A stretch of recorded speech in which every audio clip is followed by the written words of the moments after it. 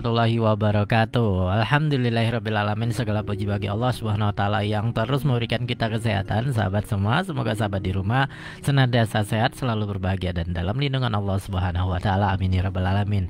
Bismillahirrahmanirrahim. Ya sahabat swada, sore hari ini Bang Darda kembali akan sharing informasi dengan sahabat semua, swada semua. Semoga menginspirasi. Apa itu? Berebut kursi DPR, Aldi Taher bersaing dengan Presiden PKS hingga Rieke Diah Pitaloka.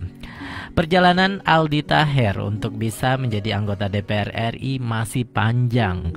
Setelah persoalan terdaftar di dua partai tuntas, selanjutnya artis serba bisa itu harus bertarung dengan sejumlah politikus kawakan untuk memperebutkan kursi anggota dewan.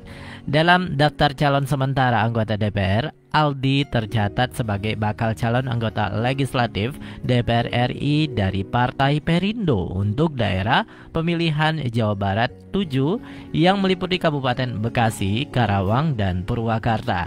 Dia mendapatkan nomor urut 2. Wow, nomor urut 2 ya.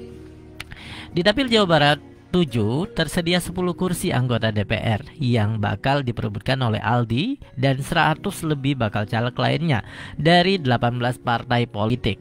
Beberapa nama yang menjadi saingan Aldi adalah elit partai politik hingga anggota DPR pejabat. Salah satunya adalah Presiden Partai Keadilan Sejahtera, Ahmad Saihu. Anggota DPR periode 2019-2024 itu maju kembali di Dapil Jawa Barat 7 dengan nomor urut 1.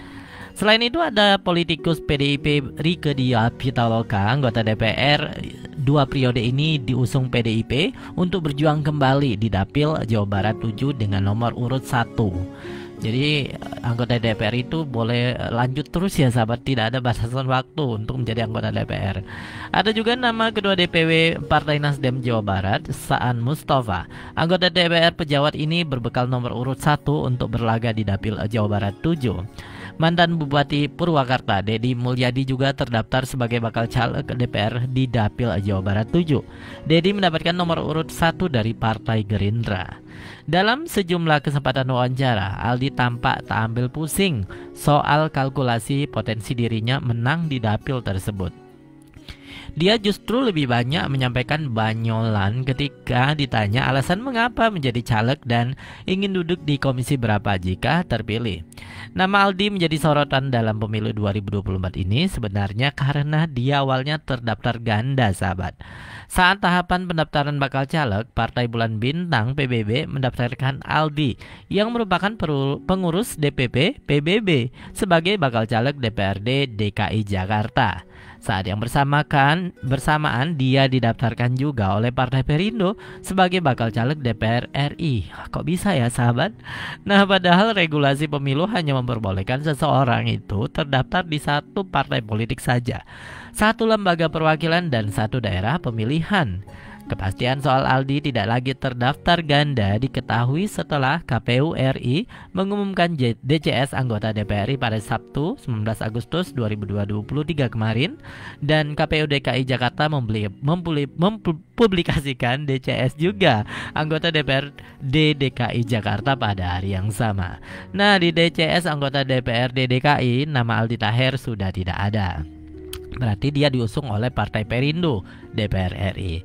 Komisioner KPU RI Idam Holik mengatakan secara keseluruhan pada awalnya terdapat 107 bakal caleg DPR yang mendaftar ganda internal alias diajukan di sejumlah dapil atau sejumlah lembaga legislatif oleh satu partai politik. Terdapat pula 186 bakal caleg ganda eksternal alias dicalonkan oleh dua partai politik sekaligus. Ada juga 4 bakal caleg DPR yang terdaftar sekaligus sebagai anggota DPD, bakal calon anggota DPD. Wah, ini ganda-ganda ya sahabat saudara.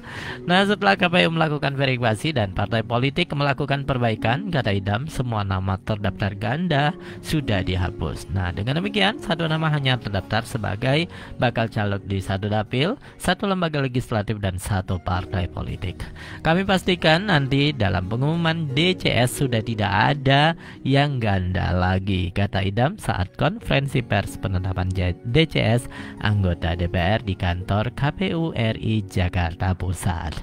Ya, selamat berjuang Aldi Taher ya. Siapapun itu, semoga calon legislatif berkualitas, ingin memajukan rakyat ya, rakyat Indonesia, rakyat di daerah pemilihannya. Apapun itu, orang baik kita dukung ya, sahabat swada. Kita harus bahu-membahu bekerja sama. Memang tidak mesti harus satu partai saja, tidak semuanya. Yang penting lagi-lagi orang tersebut adalah yang berkualitas. Jangan salah pilih teman-teman. Jangan karena uang sogokan kita memilihnya. Artinya kalau dia sudah menyogok, itu sudah dipastikan dia tidak berkualitas. Yuk kita wujudkan pemilihan legislatif Presiden RI yang damai, tidak ada perpecahan. Kita niatnya sama, ingin mencari kebaikan. Semoga Allah meridhoinya. Apapun itu, setiap yang terjadi, dia terpilih atau tidak terpilih, itu sudah kehendak Allah Subhanahu wa taala. Tugas kita adalah ikhtiar, berjuang dan berdoa. Baik sahabat swada, semoga menginspirasi. Selamat memilih nanti di 2024. Wassalamualaikum warahmatullahi wabarakatuh.